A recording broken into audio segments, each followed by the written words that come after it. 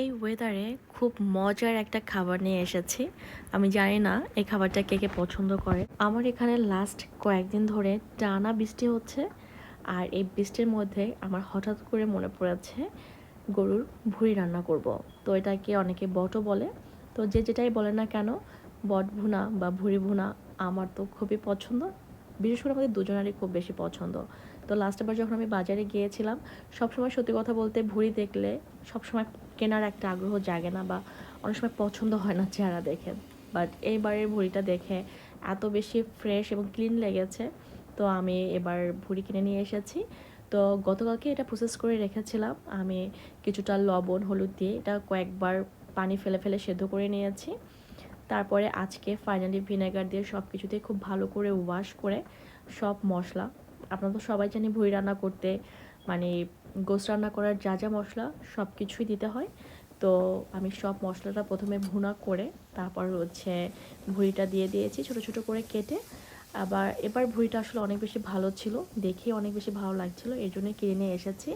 আপনারা আমাকে কমেন্ট করে জানাতে পারেন এই খাবারটা কে কে পছন্দ করেন। অনেকেই আছে ভুঁড়ি বা শুটকি এই দুইটা খাবার অনেকেই আছে পছন্দ করে না, বাট আমার মনে হয় বেশিরভাগ মানুষই এটা পছন্দ করি। তো এই তো রান্নার মাঝখানে আমি আমার গাছগুলো দেখতে চলে এসেছি। সকালবেলা ঘুম থেকে উঠে গার্ডেনে না আসতে পারলে ভালো লাগে না। তো আজকে হচ্ছে উনি যেহেতু জব থেকে আর্লি ফিরবে, আমি নাস্তা করে রান্না শুরু করে দিয়েছি। আর আসতে পারিনি, এই জন্য রান্নাটা বসিয়ে দিয়ে আমি হচ্ছে আমার গাছগুলো দেখতে এসেছি। আর আজকে গাছ থেকে কিছু কাঁচামরিচ নিব। আমার তো কাঁচামরিচ ভাত দিয়ে খেতে খুব বেশি ভালো লাগে। লাউ দেখে আসি আগে। মাশাআল্লাহ, এই যে আমার লাউ দেখা যাচ্ছে। একটু গরমে থাকো ভাই।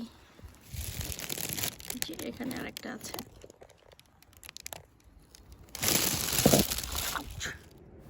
এদিকে আমার শিম গাছে শিমও ধরে আছে। আর কিছুদিন যদি ওয়েদার ভালো থাকতো তাহলে আমার মনে হয় আমার গাছে অনেক অনেক শিম ধরতো, কিন্তু অলরেডি ঠান্ডা পড়ে গেছে আর এগুলো মনে হয় না আর বড় হবে। তো আর এইদিকে হচ্ছে পলিথিন দিয়ে ঢাকলে যে লাউ সত্যিই বড় হয়, এবার হচ্ছে আমরা জ্বলন্ত প্রমাণ দেখতে পাচ্ছি। নেক্সট টাইম আমি এই বুদ্ধিটা কাজে লাগাবো। আমার লাউগুলো যখন প্রথম আসছে তখন যদি এগুলো ঢেকে দিতাম তাহলে এতদিনে অনেকগুলো লাউ বড় হয়ে যেত, যেহেতু জানতাম না অনেক পরে জেনেছি। তো কেয়ার করা, ইনশাল্লাহ এবছর যা যা এক্সপিরিয়েন্স হয়েছে নেক্সট টাইম সেগুলো কাজে লাগানোর চেষ্টা করব। এই তো আমি আবার রান্নায় চলে আসছি। তো সত্যি কথা বলতে আমি সব ভিডিওই শুরু করি আর শেষ পর্যন্ত করতে পারি না।